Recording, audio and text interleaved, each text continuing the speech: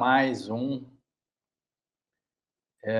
uma oração do meio-dia, né? Vou acertar aqui. Opa, aí, agora sim.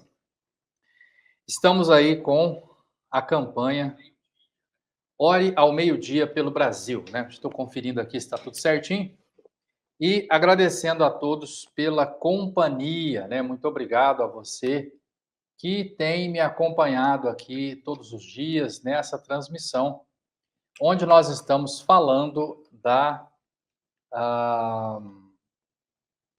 questão do Brasil, né? Da guerra que o Brasil está enfrentando. A verdade é essa, né? Estamos vivendo uma guerra, irmãos. Estamos vivendo uma guerra, né? Muita gente não percebeu ainda, mas nós estamos vivendo uma guerra cultural, uma guerra, irmãos, ideológica. Estamos vivendo uma guerra comercial, né? O Brasil está aí com sanções internacionais. Estamos vivendo uma guerra diplomática, não tem representante diplomático do Brasil nos Estados Unidos, não tem representante diplomático dos Estados Unidos no Brasil. Nós estamos, irmão, com um vizinho cercado de navios aqui, a Venezuela, né? Navios de guerra, né? Porta-aviões, né? Não são navios mercantes, não. Navios cheios de contêineres, de mercadoria, não é, irmão, é navio cheio de aviões, de bomba, de torpedo, estão cercando a nossa vizinha Venezuela. Então, irmãos, se nós nos atentarmos, né, para os acontecimentos que estão em volta aí do mundo, se a gente atentar para o que está acontecendo no Nepal, eu disse para os irmãos, pesquisem aí o que está acontecendo no Nepal, a população se revoltou, irmãos, colocou fogo em tudo lá no parlamento, na casa do primeiro-ministro, na casa de políticos, irmãos, na rede de televisão que apoiava lá o governo. Então, irmãos, se revoltando contra a influência da China no país. Então, irmãos, é muito sério o que está acontecendo hoje no mundo.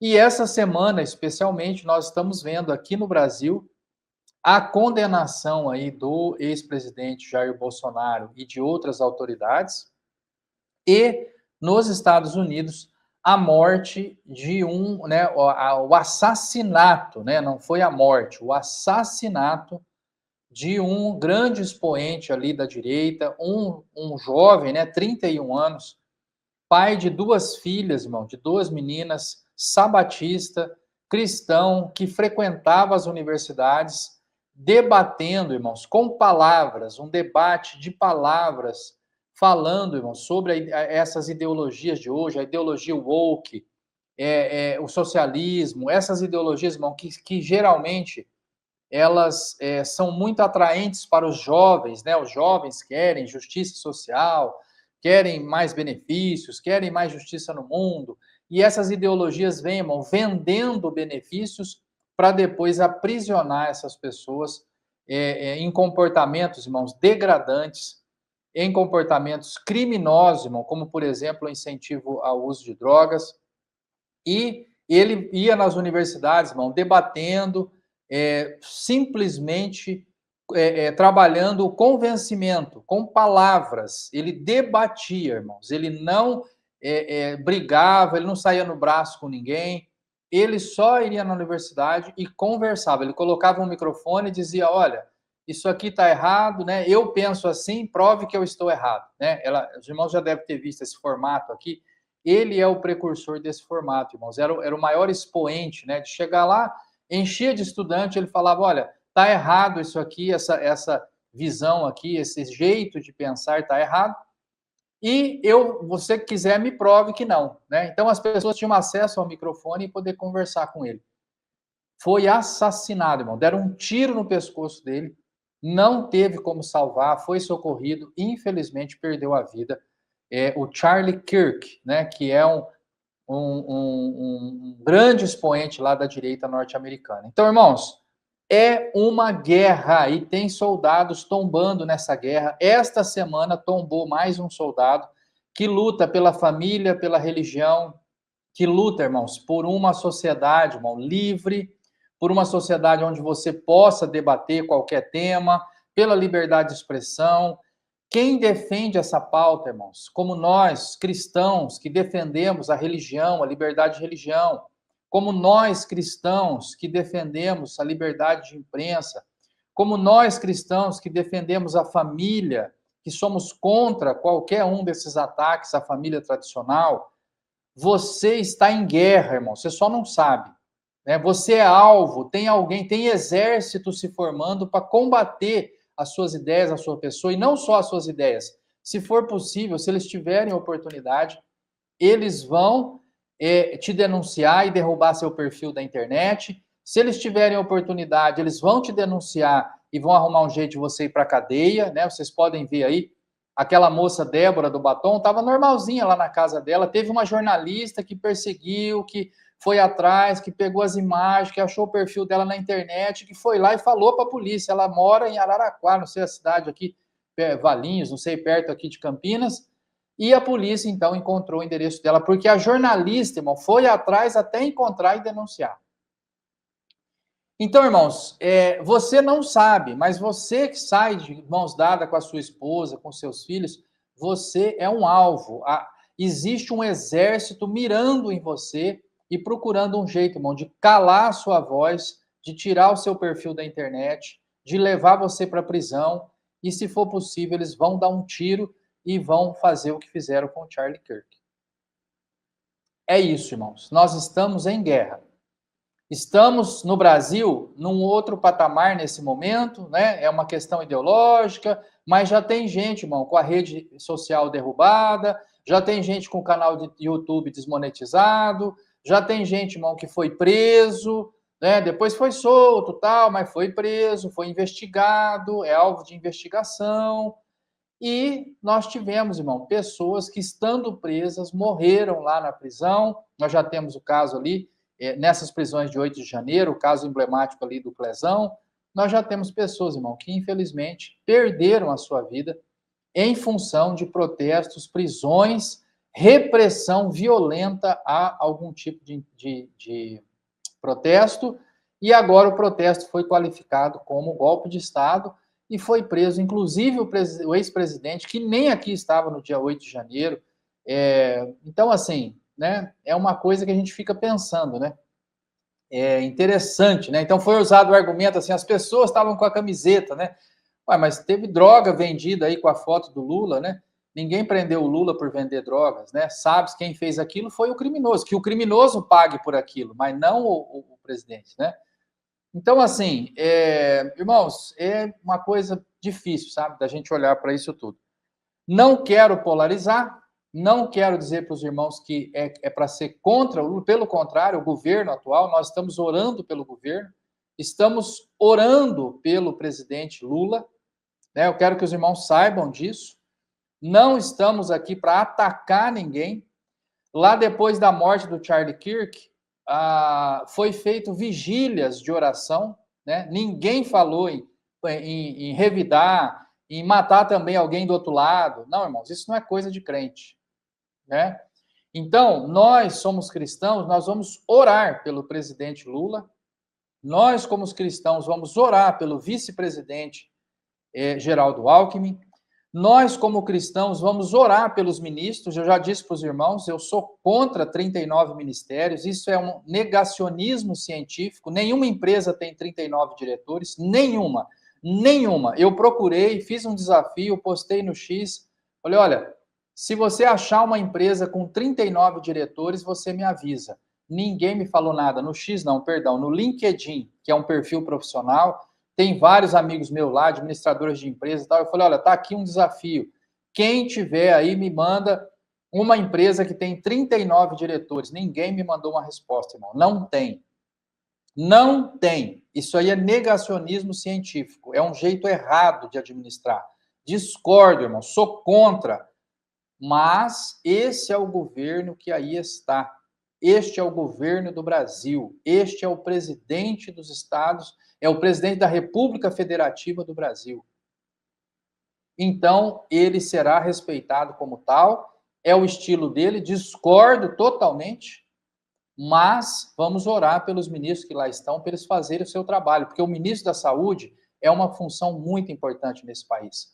o ministro do Trabalho, o ministro da Economia, o ministro, eles estão lá, irmãos, para que nós tenhamos uma vida calma e pacífica, como diz a Bíblia. Se eles trabalharem bem, todos nós vamos ser beneficiados.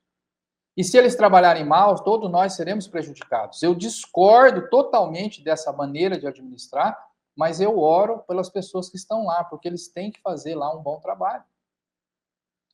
Outra coisa, irmãos, mesmo discordando, né? Então eu digo para os irmãos, discordo, mas estamos orando por eles, né? Essa é a postura do cristão. O cristão não revida, o cristão não usa violência.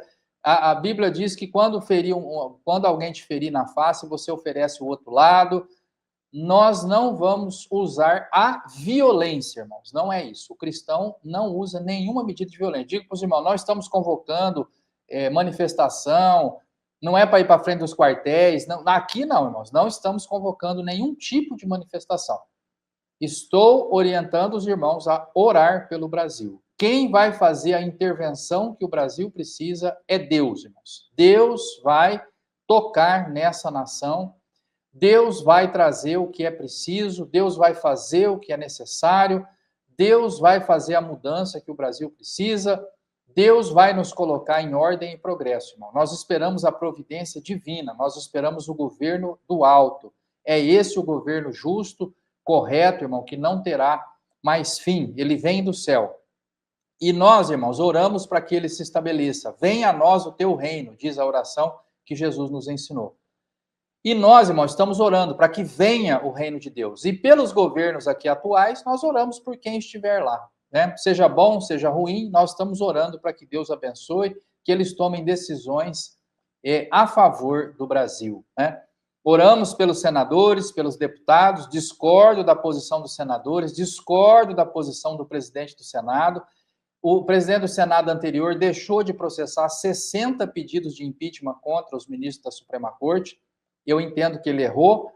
O atual já passou de 20 pedidos, ele também não processa esses pedidos. Cabe ao Senado processar e julgar os crimes de responsabilidade do presidente e dos ministros da Suprema Corte. Já mostrei para os irmãos o artigo da Constituição.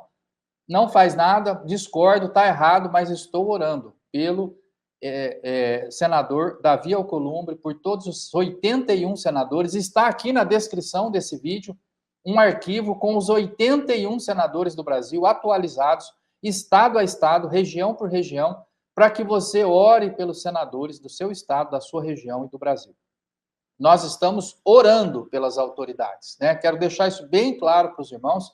Não estamos convocando nenhum tipo de manifestação que não seja a manifestação espiritual, né? Que você ore pelo Brasil, que você ore para o bem da nossa nação. É isso, irmãos.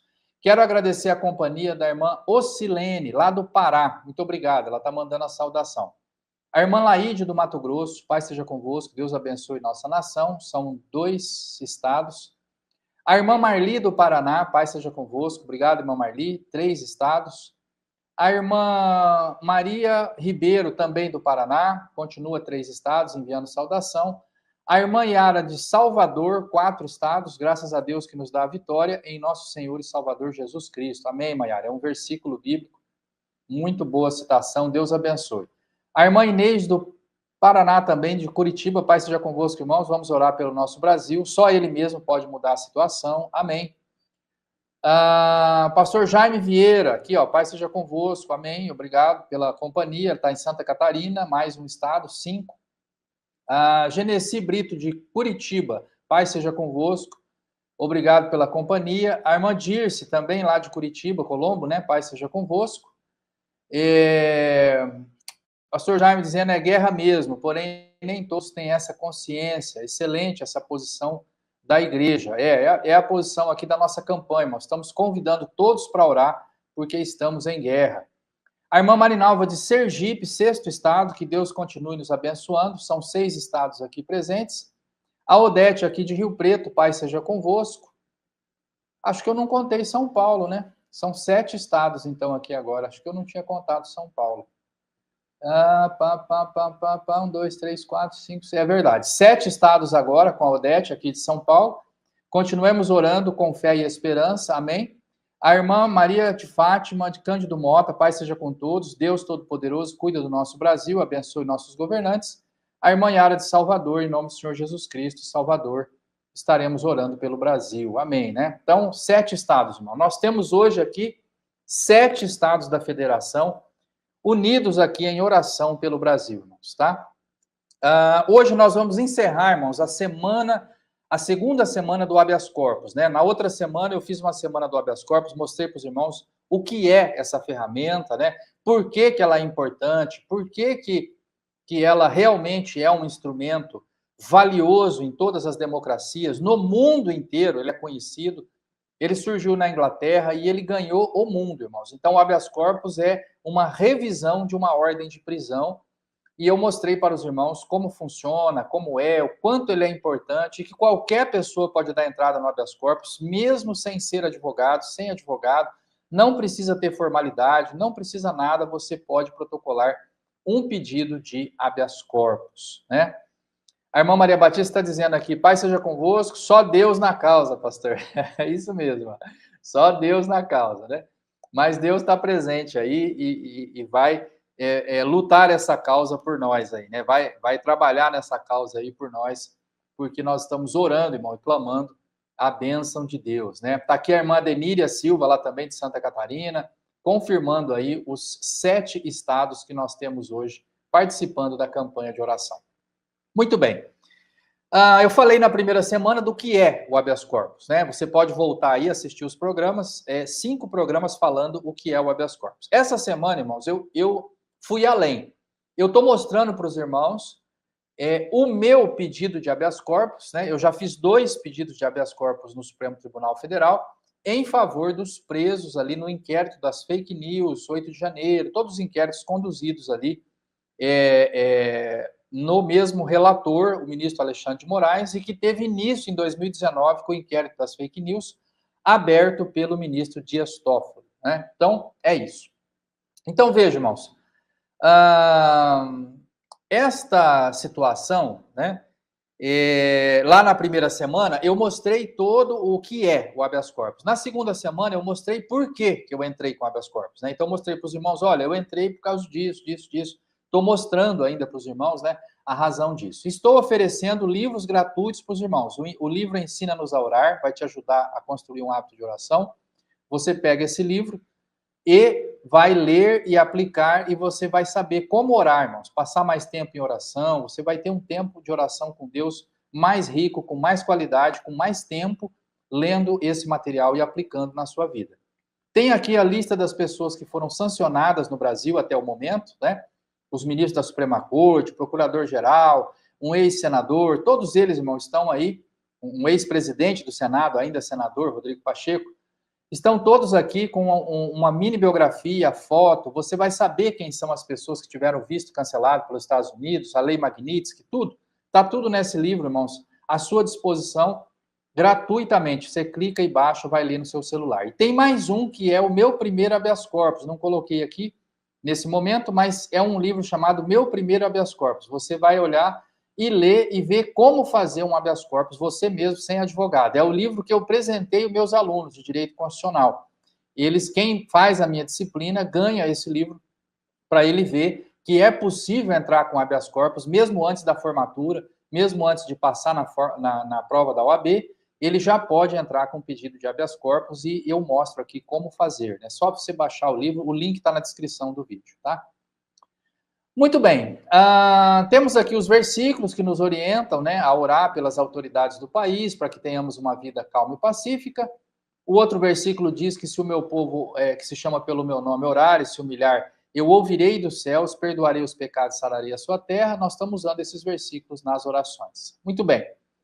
Agora eu vou só recapitular o que nós falamos durante toda a semana aqui, tá? Para a gente poder avançar e fechar esse tema. Vamos lá. Eu disse para vocês que tem 3 recursos possíveis a respeito dessa guerra que nós estamos vivendo.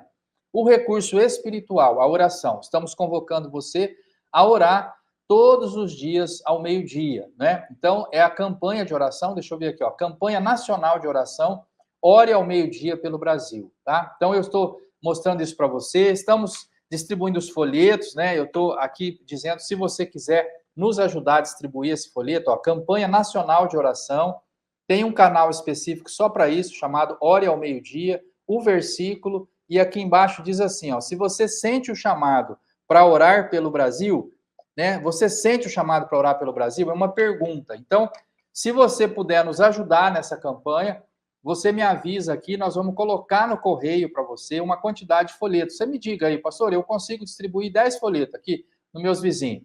Eu vou te mandar os 10 folhetos. Se você disser, pastor, eu pode me mandar 100, eu tenho um comércio, eu vou colocar aqui, eu vou ficar aqui na minha cidade, vou num semáforo ali, eu vou distribuir. Me manda 100 que eu vou distribuir. Tá, joia? Eu te mando 100 folhetos. Então, você me diga quanto você quer, né? Então, nós fizemos um lote aqui de folhetos, vamos distribuir aqui em São José do Rio Preto, mas você pode distribuir na sua cidade. É só você me avisar aqui, eu vou mandar para você uma quantidade de folhetos. Quanto você falar, né? Eu quero 10, quero 100, quero 1.000, eu vou te mandar os folhetos para você distribuir, né? Desde que você se comprometa realmente a distribuir esses folhetos, por favor, e nos ajudar a trazer mais gente para a campanha Ore ao Meio-Dia pelo Brasil. Nós estamos hoje com 7 estados aqui representados. Tem mais gente no YouTube, tem mais gente no X, tem mais gente no Facebook, tá? Então, nós temos vários canais fazendo essa divulgação da campanha de oração e todos os dias estamos orando ao meio-dia. Então, quero convidar você para fazer parte, para você contribuir com essa campanha, tá? Por quê? Porque esse é o primeiro recurso, irmão. Esse é o que todos podem fazer. Você pode aí no meio-dia, tá trabalhando, parou para almoçar, liga o programa aí, escuta o que a gente está falando. Tem uma aula de direito constitucional primeiro, eu sempre falo alguma coisa da Constituição. Nós passamos aqui vários programas falando artigo por artigo, a Constituição inteira, é só você voltar aí, você vai ver que capítulo por capítulo, tudo que a Constituição diz, mais de 200 artigos, nós passamos falando tudo que é a Constituição, dizendo para você a importância daquelas áreas, de tudo que acontece na Constituição. Falei do habeas corpus, falei dos 3 poderes, falei para orar pelo Senado. Teve uma semana inteira de oração pelo Senado, cada dia era uma região. Segunda-feira, região sul, terça-feira, região sudeste. E assim a gente foi, irmão, orando a semana inteira pelos senadores. Tem aqui, irmãos, um vasto material para você orar pelo Brasil. Tá? E se quiser assistir ao vivo, meio-dia, liga aí que nós estamos aqui falando de algum tema de direito constitucional e depois a oração pelo Brasil. Tá? Você vai acompanhar conosco aqui.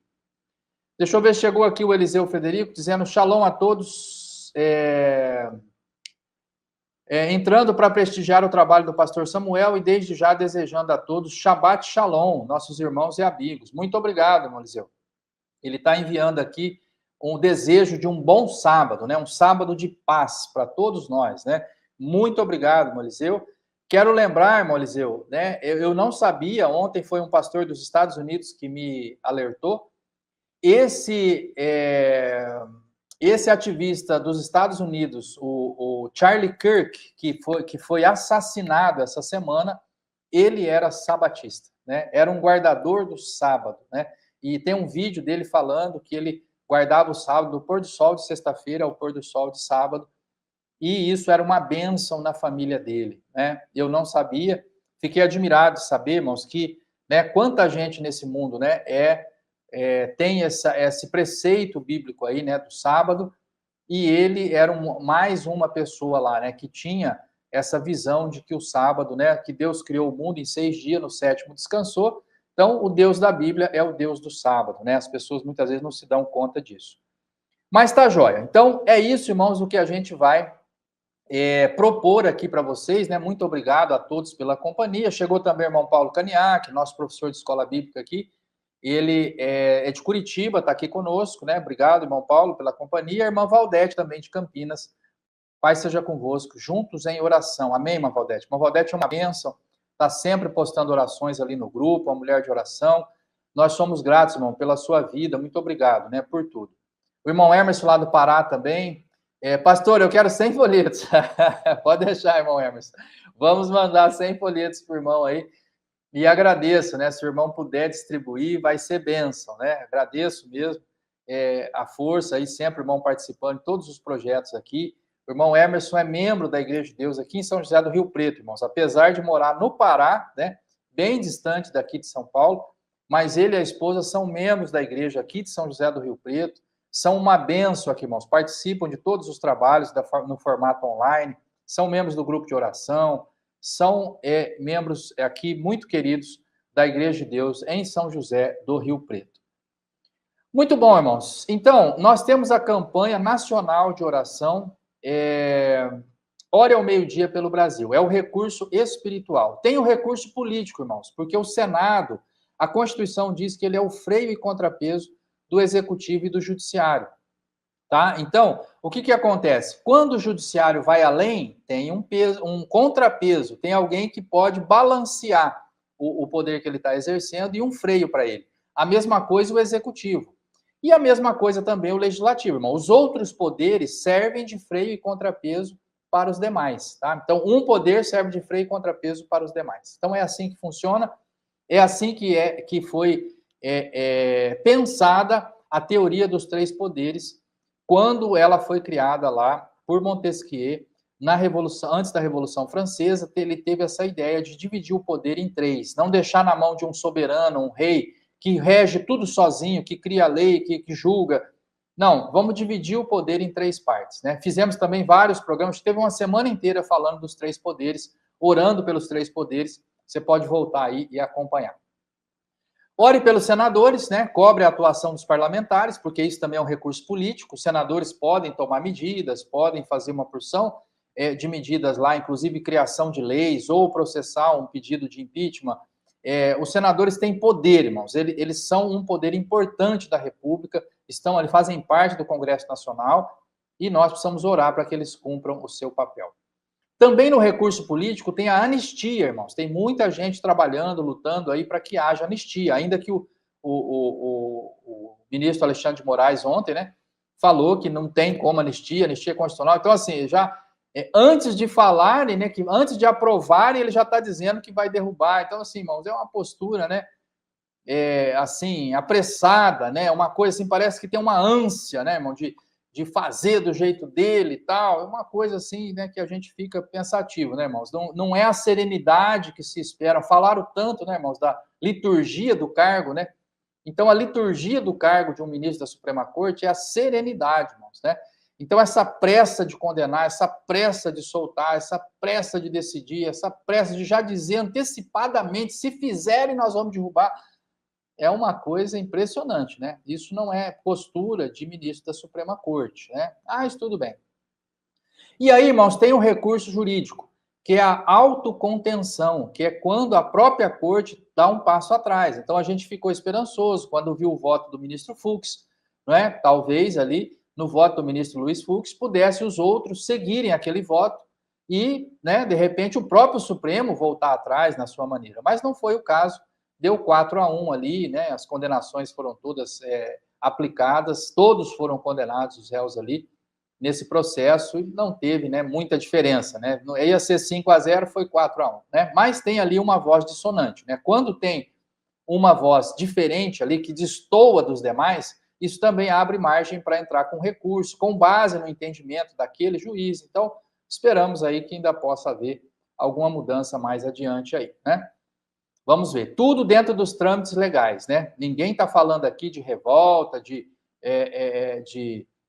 sei lá, intervenção militar, ninguém está falando de golpe de Estado. Nós estamos dizendo que se cabe recurso dentro do devido processo legal, dentro da autocontenção que a própria corte pode fazer de mudar o seu próprio entendimento, pode ser que ainda haja esperança, né? Ninguém está falando de fugir do devido processo legal, né? É bom falar bem várias vezes aqui, né, para ninguém pegar um recorte aqui, né?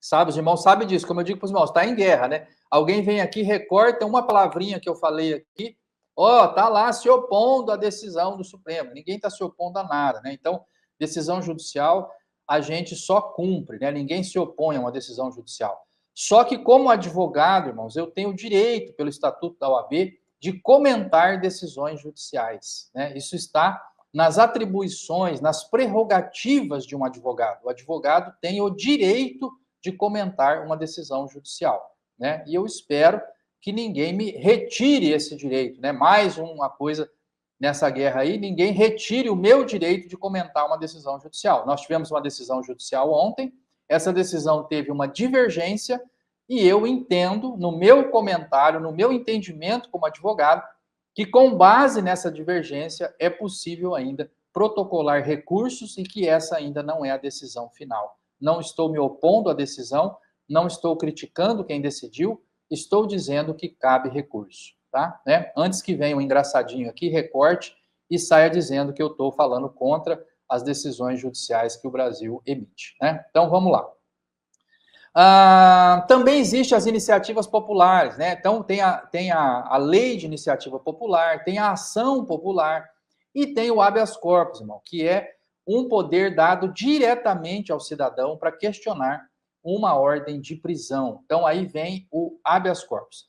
E se isso, nada disso funcionar, irmãos, virá mais cedo ou mais tarde uma contenção externa, né? Então, se a gente percebe que as coisas não estão indo como deveriam, uma hora virá uma atitude do Senado, virá uma sanção internacional, virá uma decisão de tribunais internacionais, porque essa é a lógica do devido processo legal, essa é a lógica da caminhada, né? O Brasil não é uma ilha isolada, irmãos, nós estamos conectados com o resto do mundo, nós somos uma democracia, e as democracias, né, velam umas pelas outras, né, irmão? Então, as democracias juntas aderem a um sistema internacional, por exemplo, do Tribunal Internacional Penal, né? Para não, mesmo que tenha uma guerra, a guerra tem que ter ordem, irmãos. Falei isso aqui para os irmãos quando nós estudamos estado de sítio, estado de defesa. Eu disse para os irmãos, mesmo na guerra tem que ter ordem, tem que ter regras. Não é de qualquer jeito que faz a guerra, irmãos. Então, tem crime de guerra, né? Então, quando você vai fazer um ataque, você tem que avisar, vou atacar tal lugar, tira os civis de lá. Eu vou destruir aquela ponte. Então, o pessoal tem que tirar de lá os civis. Se atacou sem avisar e atingiu os civis, é um crime de guerra, irmãos. Então, não é de qualquer jeito, irmãos. Vocês estão vendo lá a Rússia, a Ucrânia, tá cheio de sanções lá, comerciais, não sei o quê, porque eles enxergam lá crimes de guerra. Tudo bem que você vai fazer uma guerra, mas faça como tem que ser. Avisa, tira os civis, reduza os danos, né? Tem que ter uma estratégia de redução de danos, principalmente a civis. Então, veja, irmãos, aqui quando nós falamos disso, eu disse para os irmãos, o Brasil é signatário de um tratado de direitos humanos. Então, o Brasil aderiu ao Pacto de São José de Costa Rica, e lá diz que tem que ter habeas corpus. E como eu estou entrando com habeas corpus, o habeas corpus está sendo negado, eu estou entendendo que nós estamos violando o Pacto de São José de Costa Rica. Porque não é porque no Brasil não tem mais para onde ir que acabou. Não, nós somos parte do Pacto de São José de Costa Rica. Se tiver aqui mesmo a Suprema Corte cometendo alguma atitude errada, nós temos ainda o recurso de um tribunal internacional. E tem várias denúncias lá nesse tribunal, já feitas aqui por parlamentares brasileiros, por pessoas aqui do Brasil que entraram com recurso lá. Então, o que eu estou dizendo para os irmãos, uma hora virá uma atitude do Senado, de Tribunal Internacional, alguma coisa aí que vá, talvez, corrigir. O Brasil já foi condenado nesse tribunal a pagar indenização aqui por situações que violaram direitos humanos. E aí veio a condenação do tribunal para pagar essas indenizações, irmão. Então, não estou falando de uma coisa inédita. Vai acontecer algo que nunca aconteceu. Não, é o normal, é o dia a dia normal. Se estivermos hoje diante de uma violação de direitos humanos, isto será... É possível de que isto seja amanhã corrigido com base no Tribunal Internacional de Direitos Humanos, tá? Que no nosso caso aqui é o Pacto de São José de Costa Rica, tá? A tia Irene, né, tá aqui. Muito obrigado, tia Irene, pela companhia, né? Ela tá aqui, se não me engano, na região de Campinas, né, tia Irene? Onde é que a senhora tá agora? Ela era aqui de Rio Preto, junto com a missionária Valéria, né, que é sua filha. Eu não sei que cidade que a senhora tá agora, né? Ela tá me dizendo aqui, estamos em oração. Muito obrigado, tia Irene. Obrigado pela companhia. Que Deus abençoe grandemente, né? Ela é tia do meu primo, né? Mas a gente considera como tia, a gente só fala tia Irene, né? Ela é tia dos meus primos, né? Do outro lado da família, mas a gente tem um carinho enorme por ela, pela missionária Valéria, e sabemos que estão aí em oração, pedindo a bênção de Deus pelo Brasil, né? Eu peço que, depois, se a senhora puder, só me diga qual a cidade que a senhora está agora, que eu não estou sabendo. Santa Bárbara do Oeste. Tá joia. Obrigado. É pertinho de Campinas, né? Santa Bárbara do Oeste. Eu sabia que era por ali. Que Deus abençoe, viu? Muito obrigado pela companhia e obrigado por estar conosco nessa campanha de oração. Hoje nós estamos aqui em 7 estados representados, orando pelo Brasil. Como eu disse para os irmãos, um dia nós vamos ter os 27 estados aqui na nossa campanha de oração, né? Se Deus quiser, orando pelo Brasil.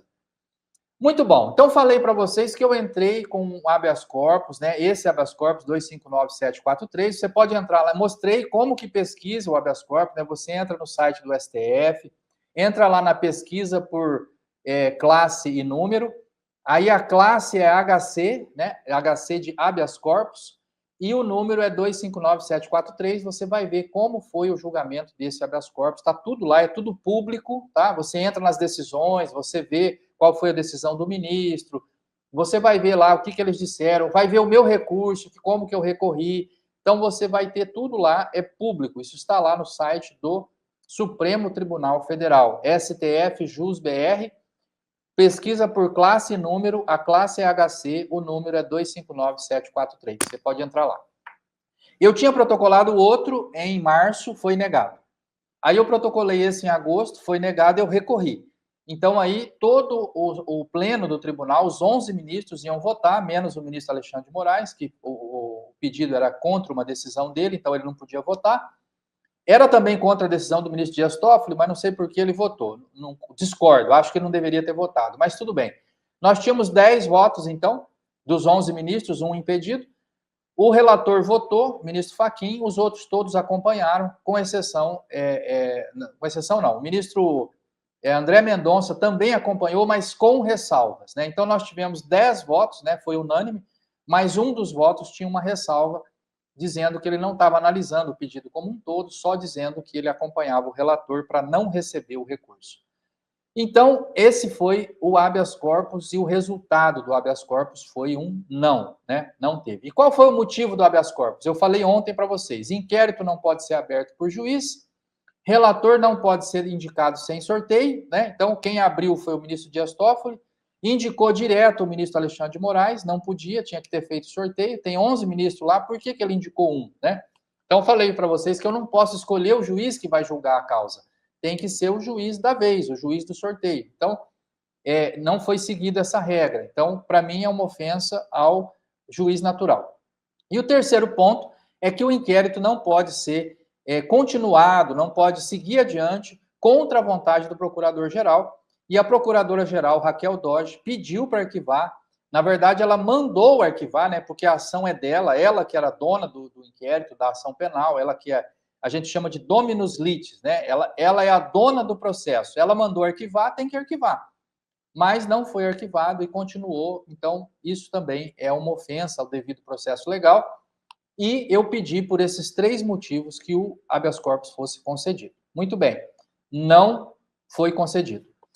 E o motivo para não conceder foi essa súmula 606.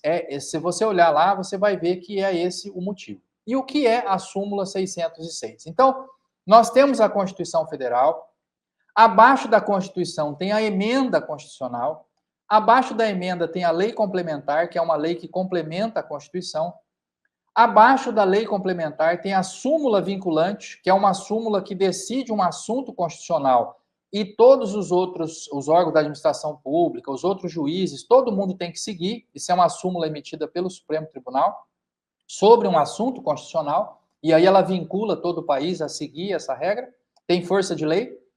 E também os tratados internacionais de direitos humanos, também quando recebidos no Brasil, quando eles são aqui convalidados no Brasil pelo Senado, né, e editados, então, com força de lei, eles são editados também como se estivessem no nível constitucional, como se fosse uma emenda constitucional. Eles estão no mesmo patamar da súmula vinculante e da emenda constitucional. Tudo isso aqui é Constituição. É o topo das leis, né? Então, na hierarquia das leis, começando lá de cima, quem que manda? Quem que é o general das leis? É a Constituição.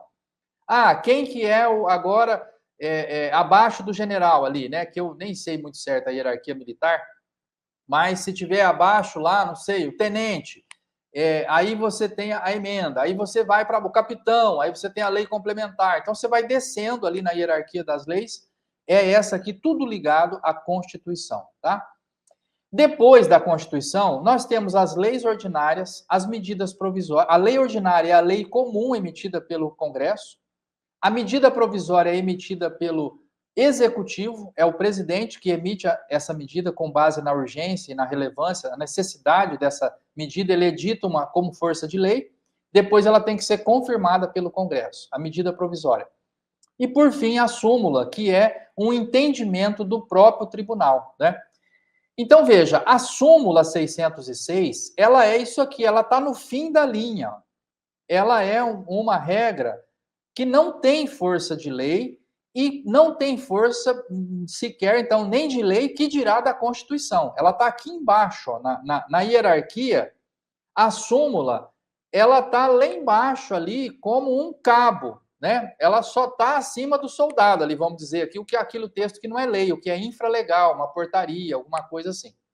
Mas ela não tem força para contrariar a lei, não tem força para contrariar a Constituição e não tem força para contrariar um tratado de direitos humanos. E é por isso que eu digo para vocês que eu entendo que a súmula não poderia ser obstáculo para impedir o habeas corpus. Então, a súmula ela está abaixo das leis, está abaixo dos tratados internacionais, está abaixo da Constituição.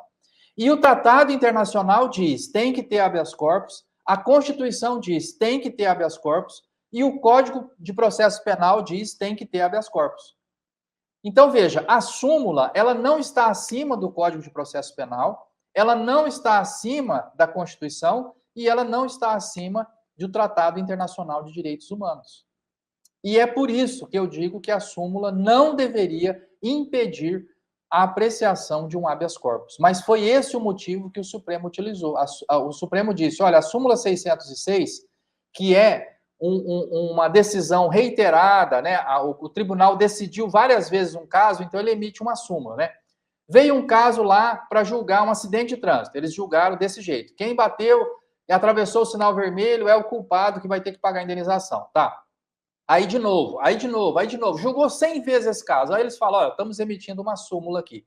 Toda vez que tiver um acidente de trânsito, que o carro atravessar o sinal vermelho e bater, é esse carro que atravessou o sinal vermelho que vai ter que pagar a indenização. Pronto, ele fez a súmula. Então, daqui para frente, quem vai entrar com a ação, o advogado pega o caso e fala, olha, isso aqui nós vamos perder. Porque já tem súmula lá em cima falando disso, né?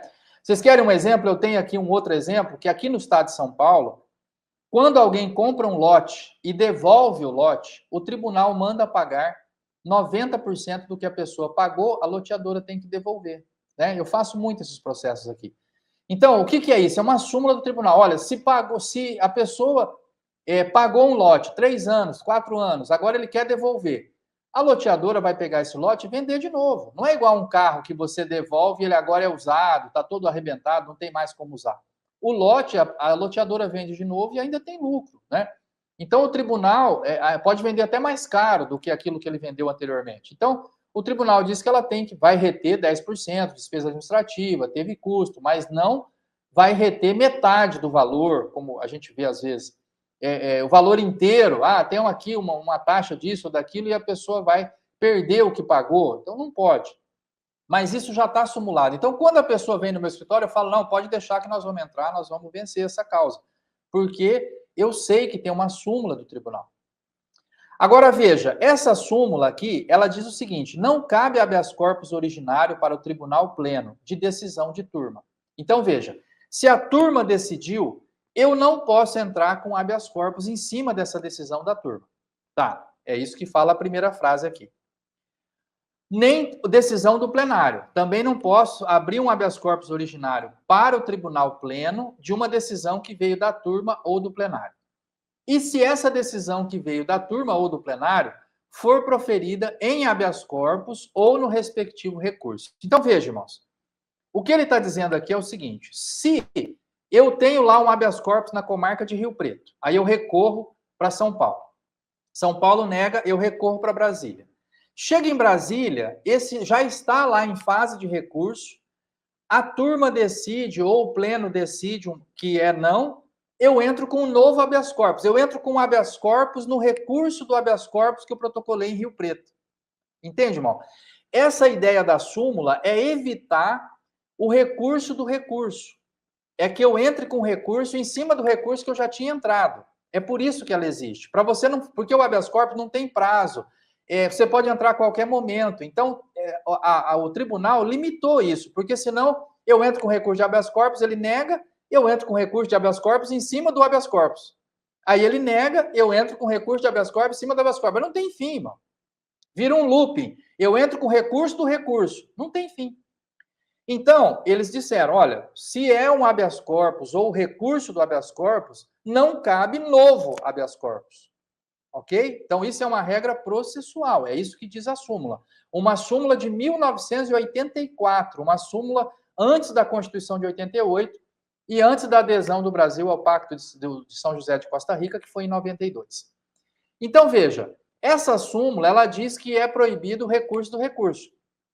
Então, isso é direito processual. É o como fazer. O habeas corpus está proibido quando eu estou já no recurso do recurso do recurso do habeas corpus original que eu protocolei em Rio Preto.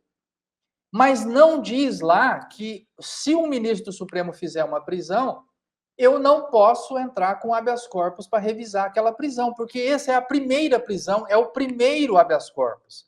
Não é o recurso do recurso do recurso na quarta instância que eu estou entrando. Eu estou entrando com o direito material, eu estou entrando com a primeira revisão dessa prisão.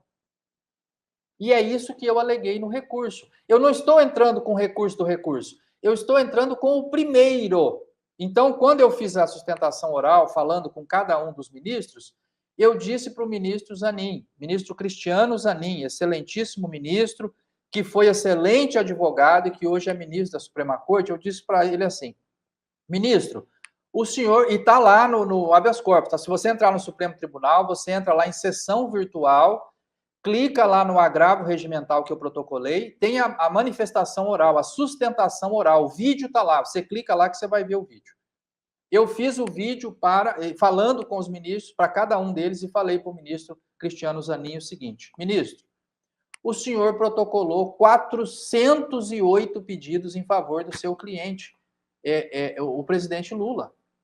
O seu cliente teve direito a 408 pedidos de habeas corpus e 407 foram negados e o 408 foi concedido. O seu cliente saiu da cadeia, restabeleceu os direitos políticos e hoje é o presidente da República. Está de parabéns. O senhor é um excelente advogado, fez um ótimo trabalho. Parabéns. Só que agora é o seguinte, a Débora do Batom não tem direito a um habeas corpus. Tá certo isso aí? Entende, irmão? Então, veja bem, o cliente dele teve direito a 408, irmãos. E a senhorinha com a Bíblia na mão, que vocês viram lá, sempre aparece ela, né, como uma senhorinha, você vê que é uma mulher crente, já de muita idade, com a Bíblia na mão, debaixo do braço. Aquela senhora não tem direito a um habeas corpus. O pipoqueiro, o que estava fazendo Uber, que foi preso, não tem direito a um habeas corpus. A pessoa que veio de viagem, não estava lá no dia do protesto, chegou de ônibus no dia seguinte, tem todas essas histórias aí, irmão, só procurar, não tem direito a habeas corpus. O Clezão, que morreu na cadeia, não teve direito a habeas corpus. Irmão, tá certo isso? Eu acho que está errado. Eu acho que está errado. E eu não estou aqui, irmão, fazendo bravata, né? Estou dizendo, batendo no peito. Não, irmãos, eu disse isso para o ministro Cristiano Zanin.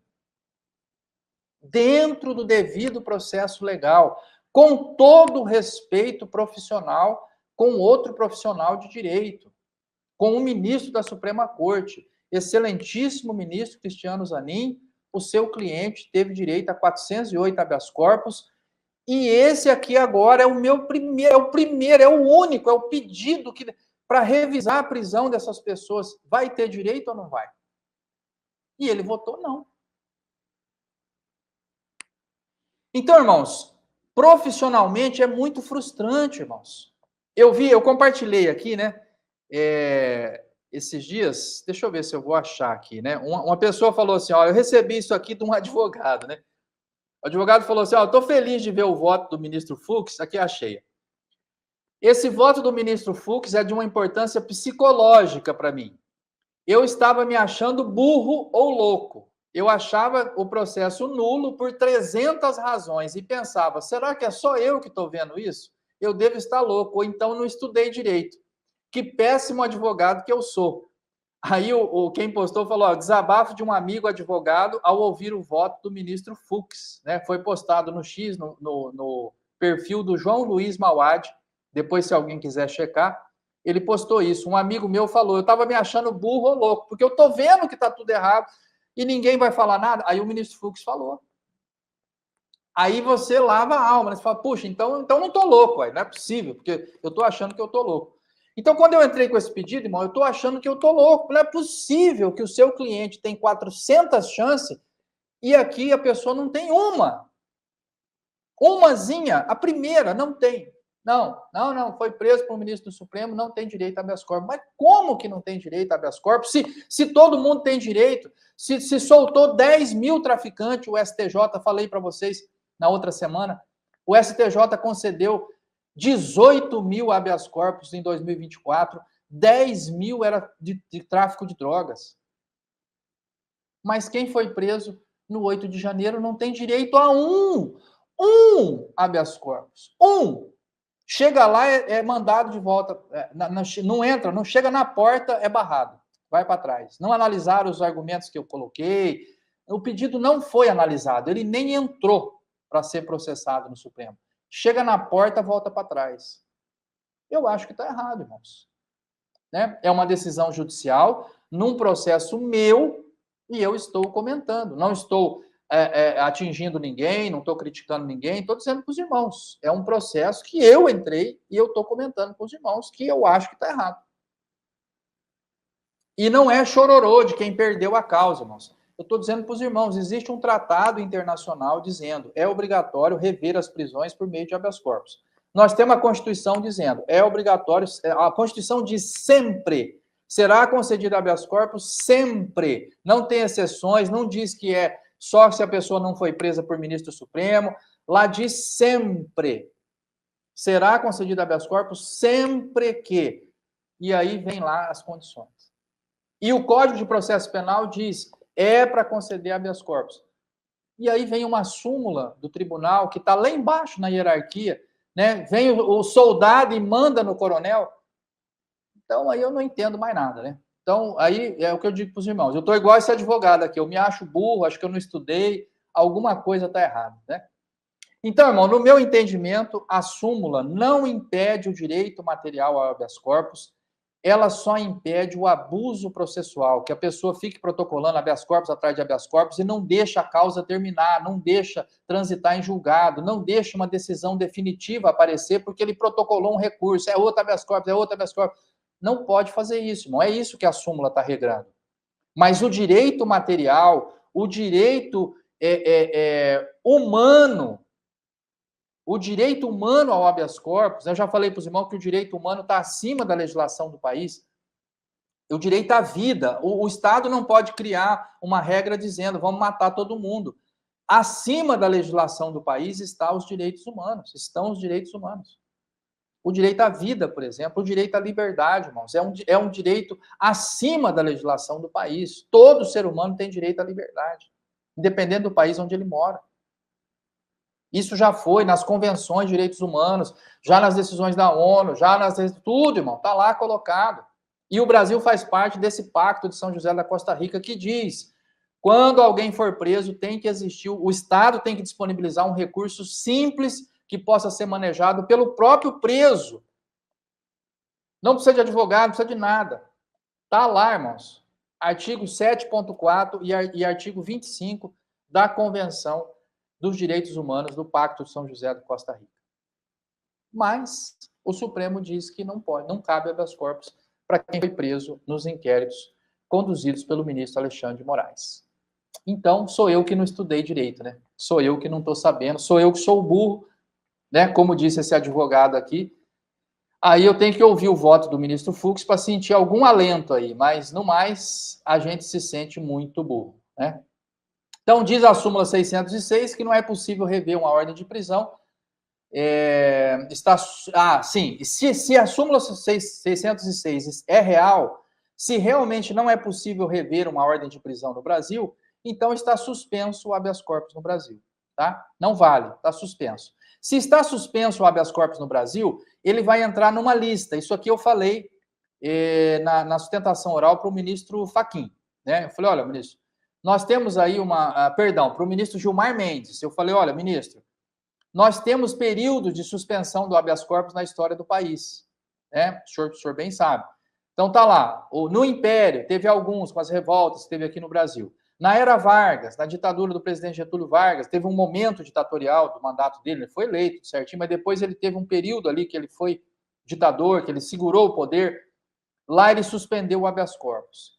Depois, irmão, é o AI-5, né, que é o ato institucional número 5 do regime militar, que suspendeu o habeas corpus para os crimes políticos. Então, todo mundo fala, o habeas corpus, né? Meu Deus, o AI-5, meu Deus, o AI-5, meu Deus, o AI. Por que a pessoa tem pavor do AI-5? Porque ele suspendeu o habeas corpus. Não, foi o marco de que aquele período era uma ditadura. Porque quem era preso não tinha direito mais a ter a sua liberdade buscada por meio de habeas corpus. Então, o AI-5, ele marcou, ele é um ponto de divisão. O regime militar vinha tentando manter a legalidade, cumprindo a Constituição, tal, veio de 64 a 68. 68 veio o AI-5, acabou, irmãos. Então, agora ninguém pode falar mal do regime, senão vai preso e vão jogar a chave fora. Então, irmãos, essa é a marca de que aquilo era uma ditadura, o AI-5. Agora, irmãos, eu vou pôr na lista, porque eu falei para os irmãos, esse livro eu entrego para os meus alunos e lá tem a lista, né? O habeas corpus só foi suspenso no Brasil em tal época, tal época, tal época, e no AI-5. Foi a última aí. Agora, eu acho que eu vou ser obrigado a acrescentar mais um período. Né? Foi suspenso no Império, na Era Vargas, no AI-5 e na súmula 606, que impedia o habeas corpus no Brasil. E aí, eu falando com o ministro Gilmar Mendes, eu falei isso, falei, ministro, tem períodos vergonhosos da nossa democracia onde o habeas corpus foi suspenso. Estamos diante de mais um período? Nós vamos colocar na lista, logo depois do AI-5, a súmula 606. Está lá, irmãos, está gravado na sustentação oral perante os ministros da Suprema Corte. Né? E ficou por isso. Né? Votaram contra e está mantido e está lá. Né? Acho que eu tenho que incluir mesmo no livro que a súmula 606 é o novo período de sustação do habeas corpus, de suspensão do direito ao habeas corpus no Brasil.